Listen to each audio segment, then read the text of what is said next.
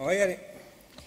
Alors, mesdames et messieurs les congressistes, le syndicat Chimie Énergie, CFDT, Centre Val-de-Loire, est satisfait de la stratégie mise en œuvre par la Confédération. Celle-ci nous a enfin permis de nous positionner clairement par rapport aux autres organisations syndicales, par rapport au patronat, par rapport au gouvernement et par rapport à l'opinion publique en général. La CFDT, notre CFDT, est enfin perçue pour ce qu'elle est, un partenaire social, responsable, loin du dogme et empreint de pragmatisme. D'ailleurs, notre syndicat en bénéficie. Nous nous développons au nombre d'adhérents et au nombre de voix aux élections. Nous créons des sections, y compris dans des entreprises où il n'y a pas de problématique forte, mais simplement une volonté d'agir sur l'avenir avec la CFDT. Alors merci à l'équipe confédérale. Merci pour la lisibilité de nos positions. Merci pour la qualité et la réactivité de la communication qui accompagne les actions. Merci pour avoir su faire évoluer l'image de la CFDT. Merci. Pour autant, nous avons un regret. Celui que l'efficacité de la Confédération, en ce qui concerne sa capacité politique et ses actions tournées vers l'externe, ne soit pas au rendez-vous en ce qui concerne son fonctionnement interne. L'illustration de ce propos, s'il en fallait un, je reprendrai les propos du copain d'hier, c'est un mammifère de la famille des bovidés, de la sous-famille des antilopinées, vivant dans les steppes d'Afrique centrale et ainsi de suite, qui s'appelle gazelle. Je voudrais interpeller ici les décideurs, ceux qui ont donné leur feu vert sans avoir vérifié que les conditions étaient réunies, ceux qui ont préféré croire que savoir et qui ont généré de véritables souffrances à celles et ceux dont le fichier des adhérents est le principal outil de travail. Quand, Laurent, tu affirmes dans ton courrier du 24 avril que, je cite, « toutes les fonctions principales sont disponibles », es-tu persuadé de ce que tu écris? As-tu vérifié ou as-tu simplement fait confiance? En fait, la seule partie qui est opérationnelle, on pourrait dire qui est enfin tombée en marche, est la partie du paiement des cotisations. L'appareil confédéral n'a aucune idée du niveau de frustration générée. La frustration fonctionnelle de ne pas pouvoir accéder au fichier des adhérents lorsqu'on en a besoin. La frustration politique de se voir confisquer l'accès de notre fichier par la Confédération et d'être soumis à son bon vouloir. La frustration militante de naviguer à l'aveugle.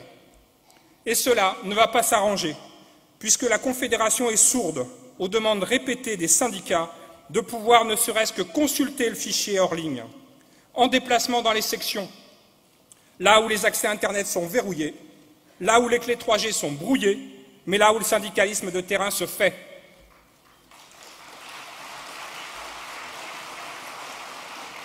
Pour autant, restreindre notre analyse aux seuls aspects techniques et aux risques psychosociaux générés serait une erreur grave. C'est la question politique qui était posée. Que cherche vraiment la Confédération en déployant l'outil Gazelle? Pour notre syndicat, Gazelle n'est qu'une pièce d'un puzzle. En fait, l'appareil confédéral veut reprendre la main, et nous pourrions presque le comprendre. Regardons ce congrès. Le congrès des 50 ans. Le congrès où on remet à plat le préambule des statuts et son article 1er, ce que personne n'avait jamais osé faire depuis 1964. La CFDT est composée de 1200 structures. Les 1200 structures qui font la CFDT, qui décident de son avenir, fixent le cap politique et revendicatif. Mais où sont-elles? Où sont-elles les structures politiques de base qui font la CFDT, qui décident de son avenir et fixent le cap politique et revendicatif? 16 structures sur 1200 ont déposé un avis sur les modifications de statut, 1,33%. 171 structures sur les 1200 ont déposé des amendements sur le rapport d'orientation, 14,25%. Nous ne pouvons pas croire que plus de 1000 structures sont pleinement satisfaites des propositions de l'équipe confédérale. Nous pensons qu'en fait, ces structures sont de taille insuffisante, avec des moyens insuffisants, et que les quelques militants sur les épaules desquels elles reposent n'ont pas assez de 24 heures pour tout faire, et de ce fait, font des priorités prioritaires parmi les urgences.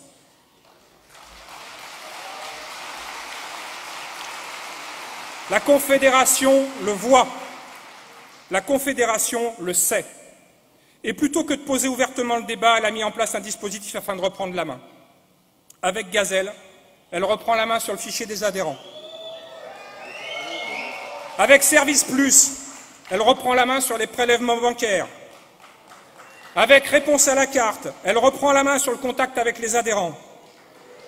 Avec les référents de section, elle reprend la main sur le contact avec les sections syndicales. Avec Trésor syndicat et compta syndicat, elle s'apprête à reprendre la main sur la gestion des finances des syndicats. Et avec les modifications proposées sur la charte nominative des adhérents, elle se prépare à reprendre la main sur les mandatements.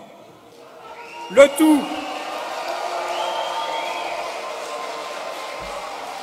tout sans oublier de rappeler régulièrement 30 secondes.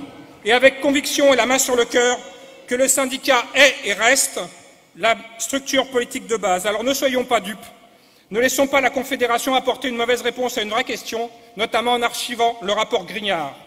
C'est à nous tous, chacun de nous, d'agir, de remplir notre rôle de structure politique de base, de faire la démonstration qu'un syndicat n'est pas qu'une structure administrative chargée de la collecte des cotisations et de veiller à ce que cette reprise en main ne soit pas une prise de pouvoir. Merci. Merci Bruno.